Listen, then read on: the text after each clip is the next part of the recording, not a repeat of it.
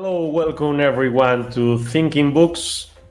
We are here back. We are here again, and we have our friend Oscar Magno, Oscar the Great, with us to discuss Hello, bonjour. some interesting topics. Today, we're going to talk about an author and an interesting book.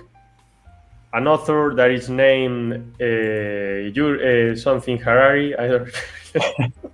Yuval. Yuval Noah Harari, and a guy who is from Israel, maybe from Jerusalem, I'm not very sure, who wrote a book in 2011, which was translated into English in 2014, because the first edition was in Hebrew. And the book is named Sapiens, a brief history of humankind. I think there is another subtitle that says From Animals to Gods or something like that. I don't remember. So here we have our friend Oscar, who is going to go a bit deeper into this book and tell us more things about it. So Oscar, what do you think about this book as a general perspective? Well, I like a lot, in general terms, the book. There are some things that are a bit, I don't know, controversial, but in general terms, I would say I would put something like a 7. A 7, because it gives you a good perspective on the so-called big history, meaning overall history of mankind. It's not for experts, but it's also not for rookies, for total beginners. It's in the middle. It's a popular approach to understand history, which is an interesting but complex topic to address. And this guy is an historian. Yeah. And he works I think it's the University of Jerusalem or Tel Aviv, I don't remember. Yeah, I think he's not having a good time right now, I suppose. With all He's from the University of Jerusalem. He works there. And this book, especially this book, Sapiens, A Brief History of Humankind, is not a book. I mean, you cannot say this is a book about history. It's a book about the way he sees history and the changes in history. Like a model. Like? It's like a model or framework to understand history, yeah. Yes, it's like a kind of a reflection about how history went on and how changes were made from it's not total academic. early time to nowadays. And a very interesting thing that made me a bit, well, not crazy, but that called my attention was the difference between Neanderthals and Homo sapiens. Yeah. Because we were taught in the school that they were very, very different, two very different species. Well, I didn't. I never heard that in school. Huh? I never heard that. I did. And he said, well, yes, they were different, but they were very similar. And nowadays, we are not Homo sapiens 100%. We can be Homo sapiens at 90% or 85 or 95. And it's like it vanishes that image I had of a clear species that is Homo sapiens. Yeah, a hard gap between them and us. Yeah. But before that, if you allow me, let me give you for the viewers a big structure of the book. So, and then we can go a bit deeper on these kind of questions. The book starts with the so-called cognitive revolution. He talks a lot about this, and it's quite important. And this is basically the first part of the book. It's about the importance of imagination. I would say in his model of history, to understand the old human, he would say that imagination is one of the most powerful forces, because he says with the imagination we can not just transform our environment, but we also can coordinate ourselves. And he spent a lot of time explaining why this is important, why coordination is one of the things that separate us from animals. It's really interesting, because if you think, there are a kind of barrier, for example, between, if you see animals organizing themselves, they tend not to be a super massive organization, meaning millions, tend to be more like, especially if we talk about mammals, it tend to be like 50, or I think gorillas are groups or 50 and something like that. But think about the humans. We construct societies of millions of people. This is very a stark difference. What are your thoughts on this? Yeah. That's true. And I mean, I have the image that back in the time when we were living in the caves, our groups were very small. No, like chimpanzees and orangutans and gorillas, like 10, 12, a couple of dozens, but not a lot. That's true. We have that ability to create very small groups. And that's a very interesting point, because if you have all of these people, for example, 1,000 people or some thousand or millions, convinced to do the same thing, and they have similar thoughts and similar beliefs, you have too much power. It's amazing the power you have, because when with 20 people you cannot do anything in nature. Just imagine in the caves when we were living in ancient times, we didn't have any power. We couldn't do anything because we don't have any organization. We cannot build things. We cannot face big animals. We cannot recover or heal from a big disaster. But when you have a couple of thousands or millions, it's like, okay, you want to build a house, 1 second. You want to kill an elephant. Okay, you have 300 people, you kill an elephant the way you want. So I think that's a very interesting point. And you can see,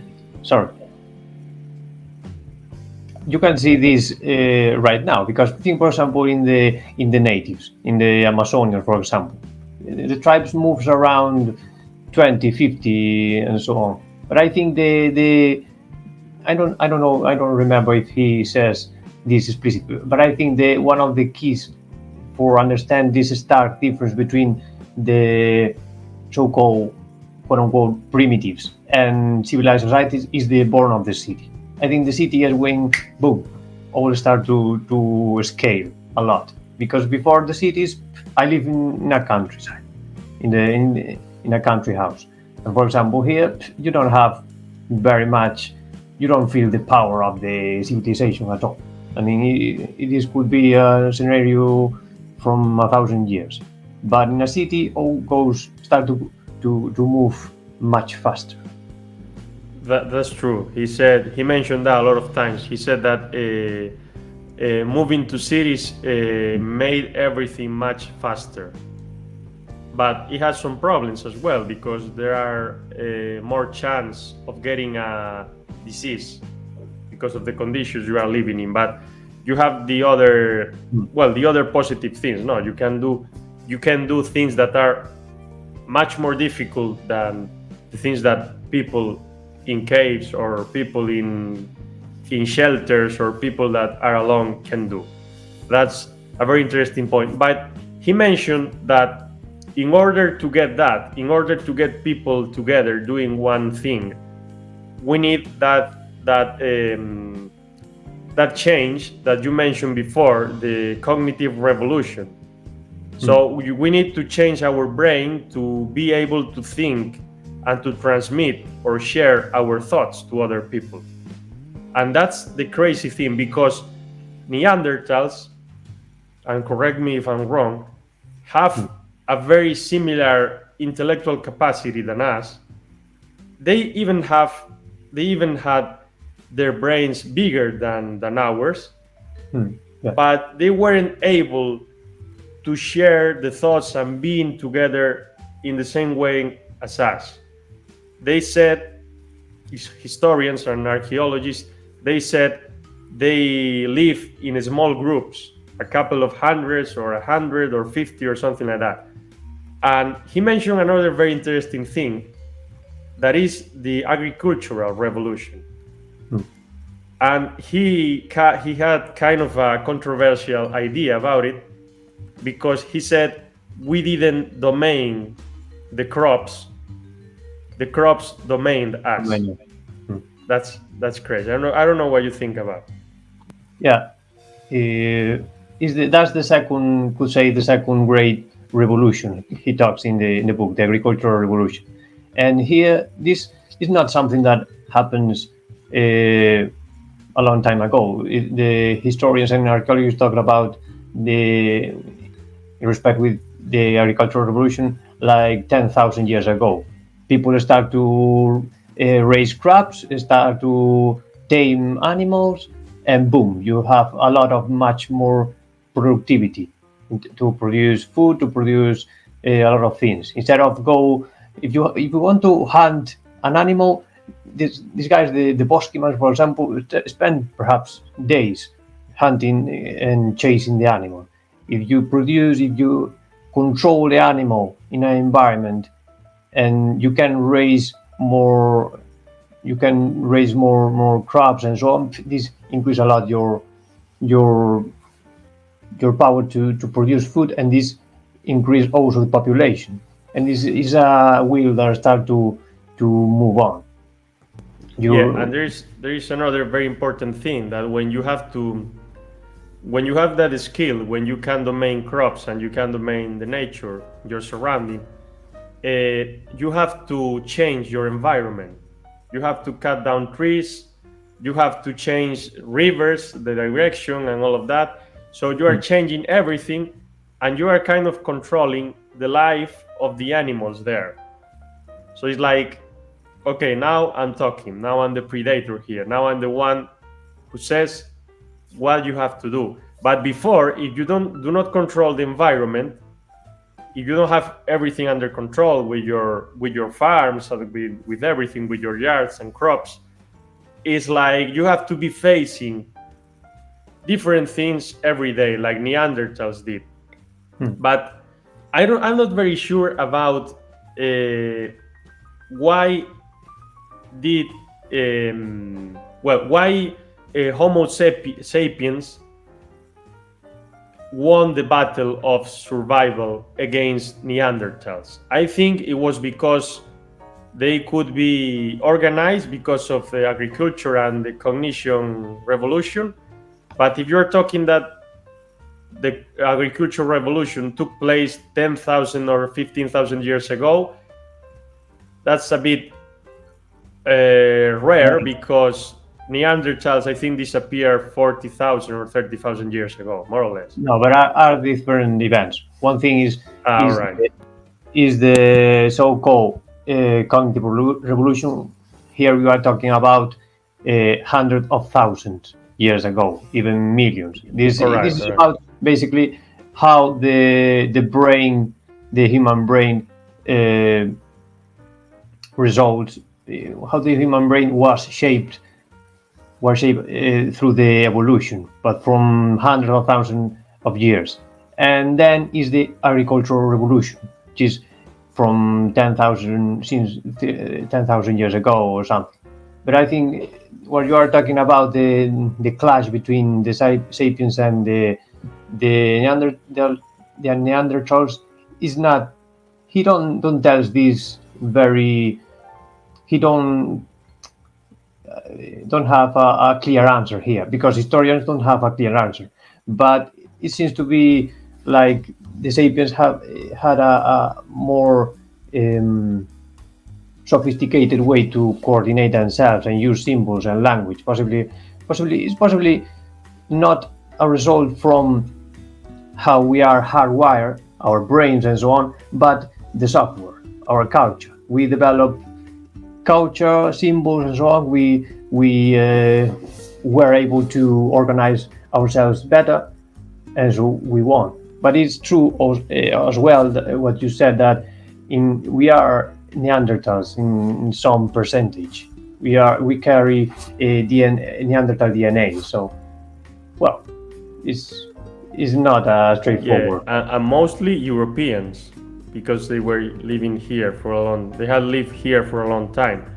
And another thing that's very interesting, and after commenting this, we can discuss about some other things from the book, because there are so many, is the diversity of the human species. No, because we have these small people in an island. I think it's the Florensis, Homo floriensis or something like that. They were like the hobbits from the Lord of the Rings. Yeah, and no kidding, they were like that. And we have another kind of humans, the Obian or something like that, in another place. And it's crazy how to recreate the way Homo sapiens evolved because of chance, because they had a better language. It was developed in a better way, and nobody knows why. And they moved from Africa, South Africa, and places like that, to Europe, to Asia, and to America. And they conquered America because there weren't people there. And Harari, in one of the chapters, said that they killed like 90% of the species in the world.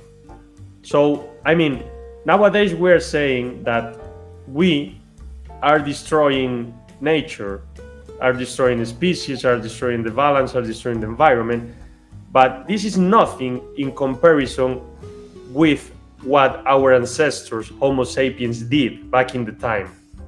I mean, he said something like there was like 100 species in North America a lot of time ago, 10,000 or 20 or 25 or 30,000 years ago, and Homo sapiens, they kill 95% or something like that. It's like, wow, that's amazing. Yeah, this is one of the hot topics of the book. I like a lot this part, because perhaps he put a lot of too much emphasis on this, but the underlying thing is the same, because we tend to have a kind of ideal conception of our past and so on. We were more Pacific, and it's bullshit, nothing far from the truth.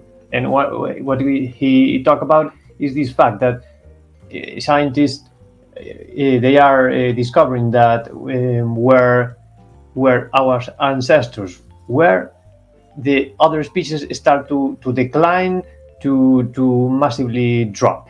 And this also has we could say that is associated with the disappearance of other Homo like the Homo Neanderthal. So yeah, it's a question. Our ancestors were massive killers.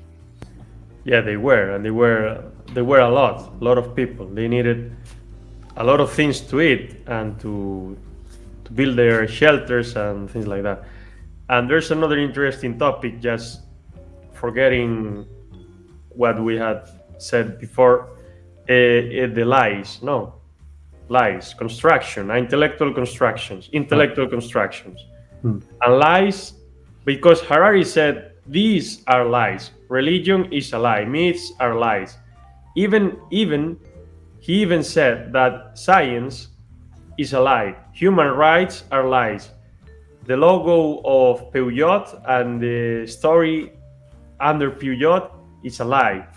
But they are lies that work. Sorry.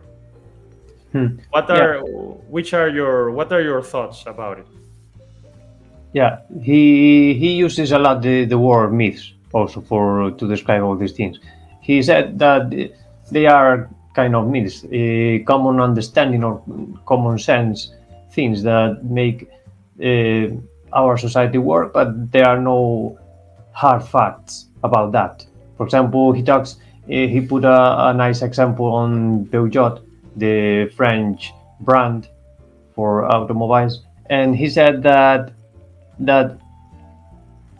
once this one Peugeot was invented, at the beginning this was more concrete. It's a guy and creates cars or something is more concrete. But then when the thing starts to scale, you have to create a flag, a symbol, and all kind of meanings related with those jobs to maintain people, which is far away from the center of the origin of the brand, to make them connect with the brand. And you have to create a kind of culture. And it's a nice example because it's a can is a kind of small example of what human culture is. It's an invention that maintains us connected, and when this break is the country can lead to conflict, to war, and so on. It's like glue, no, or like concrete. And I think he mentioned a lot the example of Christianity. And well, every organized religion, because I mean, just imagine the power you can have when you said everyone is the son of God and everyone has to do the same things in order to achieve being in the sky, well, being in the heaven on the right of God or something like that. So, and this explains things like, for example, a person who lives in a remote place in Galicia back in the time in medieval ages in 500 AC, and believes that he has to do the same things than a person who lives in Turkey, in Istanbul, in the same year. They don't have anything to do, but they were connected because of this myth of Christianity, and they have to follow the path that was established by Jesus. They have to do things in a specific way because religion says so. And it's amazing. How can you organize millions of people with just a couple of pages in a very big book like the Bible? Yeah, he talks. He mentions at the beginning of the book, I think, the thing of the flag. We now see a flag, and it's kind of obvious for us. Yeah, it's a national flag or whatever. But this at the beginning was a great invention. And if you think about it, it's kind of strange that people relate, identify with something, with a color or something like a symbol, and it works like hell. I mean, you can put a flag and some name and something, and people will kill for it because it's answering some, it's giving a necessity for people, and at the same time it's super efficient. It's back again to the things of organization and scale, because if you for example, if you can't organize massive societies with something like so concrete as a particular person or a particular thing, but you create an abstraction, a symbol that you can repeat over and over again. You can put flags whatever everywhere, and these flags are like other flags, and so this start to create the sense of unity and unification and all that stuff that lead to states and to empires. And this leads us to the theme of the empires, the birth of empires. It's like a flag nowadays from a country is like a summary of what you want people to believe. Because, for example, here where we live, you say we have to fight against poverty, we have to fight against famine and people that are starving. Nobody feels that link. Nobody feels a link with that. You say you are a politician and you say I'm here to fight against poverty. We're going to give food to everyone. Blah blah blah blah. It's like you're not convincing me. But if you go there to a meeting, a political meeting, and you said, okay, I'm here to fight for the rights of the Spanish people, Spain, Spain, Spain, the flag here, the flag there, or Galicia, or Orense, or I don't know, England, or wherever, people go crazy, like, yeah, this is the guy. I want to follow him. This is what I like. This is what I want. Yeah. No, if you you could create a flag for that mission too. If you the Yeah, you idea, name it. I think the We are idea, creating a lot of flags nowadays. I don't want to yes, talk about it, but we are creating a lot. yeah, I think the idea he tries to deliver is that the power of imagination is, this is all the result of the what he talks about, the cognitive revolution. The cognitive revolution leads to imagination. Imagination leads to the creation of meanings and symbols. This leads to the unification and the communication and the understanding between peoples. This leads to the creation of states, larger organizations, and so on. And this leads to the societies of mass consumption of today. Yeah, it's kind of a simplification. And I think, just to comment before we finish, he said, he said in the book that the religion of nowadays, the religion of today, is nationalism and capitalism. He thinks capitalism is a religion. And I partially agree with him, to be honest. Yeah, the guy is kind of is quite cynical in some way. It reminds me of this kind of witty you like Woody Allen or something. He's criticizing something. Yeah, Something with. It's like he seems to be smiling when talking all these things. But I think this is always is also the flaw of the book. I think is too condescending. I would say is too anthropocentric condescending, because at the end of the day, I don't think we have to worry too much about our massive dominance or power. We are a tiny drop of water in the universe. The universe is immense. We are here in this planet trying to survive, and we are much more fragile than we think. I mean, if you start to study history, the mass extinctions of animals, we are very fragile. You just change a bit the concentration of oxygen in the atmosphere, and we are done. If you, I don't know, if you release some pandemic, the same. We are much more fragile, I think. Yeah, that's true. That's true.